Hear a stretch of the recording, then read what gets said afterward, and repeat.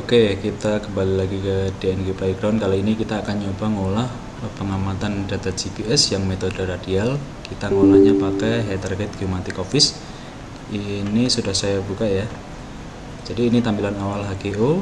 Nanti kalau mau bikin project baru ya tinggal pilih new. Ini bisa new project. Terus kita cari lokasi penyimpanan, kita kasih nama juga. Kalau udah oke ya tinggal di oke aja. Ini saya kasih contoh 5-20 km nama projectnya R3. Ini bebas ya kasih namanya, kita oke. Setelah itu adalah akan otomatis muncul project properties. Di sini bisa kita atur ya informasinya, toleransinya, advance dan lain-lain. Ada di video sebelumnya di pengolahan data GNSS juga menggunakan HGO. Ini aku percepat aja pakai yang biasa aku pakai. Ini user define, oke. Setelah itu akan muncul parameter koordinatnya. Nah ini kita bisa atur juga nih, mau source ellipse-nya mana, sistem koordinatnya, targetnya mana. Source itu yang ini ya berarti ya titik ikatnya, yang targetnya nanti yang diubah kemana, proyeksinya seperti apa, convertnya, plane, height fitting, second grid, konfigurasi dan lain-lain. Nah ini karena saya udah pernah bikin, jadi ketika kita ngatur ini bisa kita save, lalu kita kasih nama. Dan karena saya udah pernah bikin, saya langsung pilih aja. Saya pilih UTM WKS84 zona 50N. Ini sudah saya atur sebelumnya, secara otomatis dia akan berubah ya, sesuai dengan zona 50N. Kalau udah saya pilih, oke aja. Selanjutnya kita import data GNSS yang akan kita pakai, yaitu data Renex ya. Kita select file, di import file, select file. Nah kita pilih, karena metode radial kita pilih 2 titik aja, open. Oke. Nah ini selain data pengamatan GPS, kita juga bisa masukkan data broadcast ephemeris ya, yang final precise. Jadi ketelitiannya akan lebih baik pakai yang final precise, tapi harus download dulu di, kalau nggak di NOAA bisa di web yang lain ya, ada GDDIS. Oke, ini ketika data yang kita masukin waktu pengamatannya udah sama, akan otomatis terbentuk baseline. Nah ini ada 2 poin, BM5 dan TB1. Baseline-nya kita invert dulu, karena ini ada anak panahnya ke arah TB1, kita balikin ke BM5. Klik kanan, invert. Secara otomatis baseline-nya akan ke arah BM5. Lalu kita, sebelum kita olah, kita cek juga ini datanya seperti apa, apakah udah benar propertiesnya. Ini tinggi antena, number receiver dan lain-lain. Kita asumsikan udah oke. Sekarang kita cek poinnya. Nah di sini ada poin-poin ya, 2 poin yang kita masukkan. Yang kita mau kita jadikan control point yang mana? Kalau di sini akan dipilih yang TB01 jadi control point, set as control point. Terus untuk ngedit koordinatnya adalah dengan edit. Di targetnya kita ganti edit. Nah kalau kita udah punya koordinat definitif si TB1, kita bisa ganti. Kalau saya udah punya, jadi kita masukkan koordinatnya.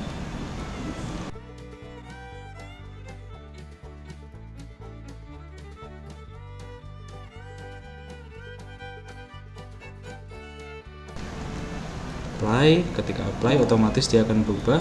Lalu di control point juga gitu, dipastikan elevasi ini udah berubah ya. Nah ini kita edit dulu, tadi belum semuanya ya kita edit ya.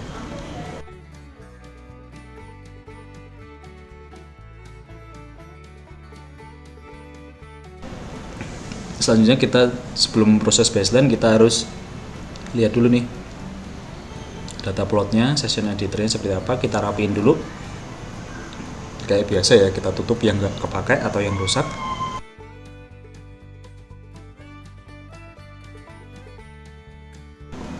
Oke, selanjutnya setelah kita session editor udah selesai, kita atur dulu kita mau proses baseline-nya seperti apa dengan klik kanan, proses option. Nah ini bisa diatur ya, tapi kalau defaultnya itu 15, 30 sama 10 ya, yang dari data yang saya gunakan. Nah ini data navigasi, bisa broadcast, bisa SP3 kalau kita punya SP3. Frekuensinya ini kalau lebih panjang dari 20 km kita pilih yang LW, ada di manual dari HGO. Terus sisanya adalah default aja, tapi kalau mau diedit atau dikonfigurasi bisa di sini, lalu di apply. Setelah itu langsung kita proses baseline-nya dengan klik kanan proses basic. Kalau pemrosesan baseline-nya berhasil, nanti harusnya hasilnya adalah di result ini fix ya koordinatnya. Fix baseline-nya. Nah, di sini resultnya pas, frekuensinya L1 fix, berarti baseline-nya udah bagus. Terus kita coba cek lagi di point. Nah, ini secara otomatis si PM5 akan ngikat ke TB1 sebagai control point-nya. Nah, jadi baseline ini udah pas ya, udah oke.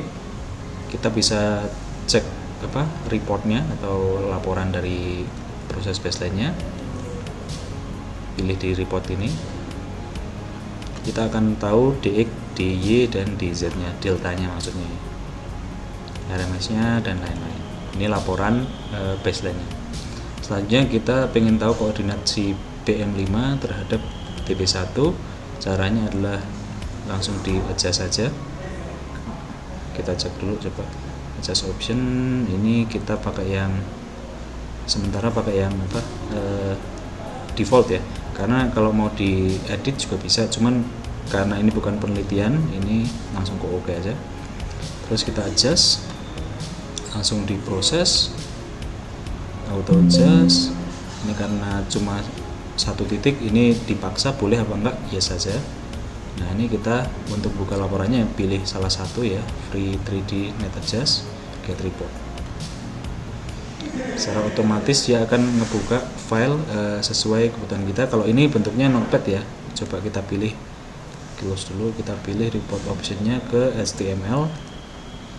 Kalau HTML nanti dia akan buka browser, get report. Nah, ini ya, koordinat TB udah benar, koordinat BM5 ini ngikutin hasil adjustment. Nah, kita copy, kita masukin Excel. Ini saya udah sempat ngolah ya tadi ya, kita copy dulu,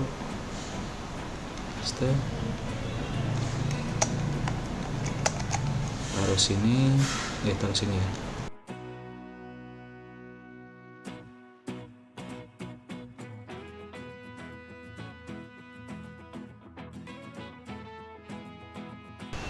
Oke, nah ini ya, ada selisih dari nilai BM sebenarnya. Ini juga ada selisih. Nah, ini ketelitian hasil pengolahan ini tergantung kita ya, konfigurasinya dan lain sebagainya. Jadi gitu adalah proses cara mendapatkan koordinat pengolahan data GPS, GNSS dengan metode radial di lapangan. Terima kasih sudah menyimak. Sampai jumpa di praktikum selanjutnya. Bye bye.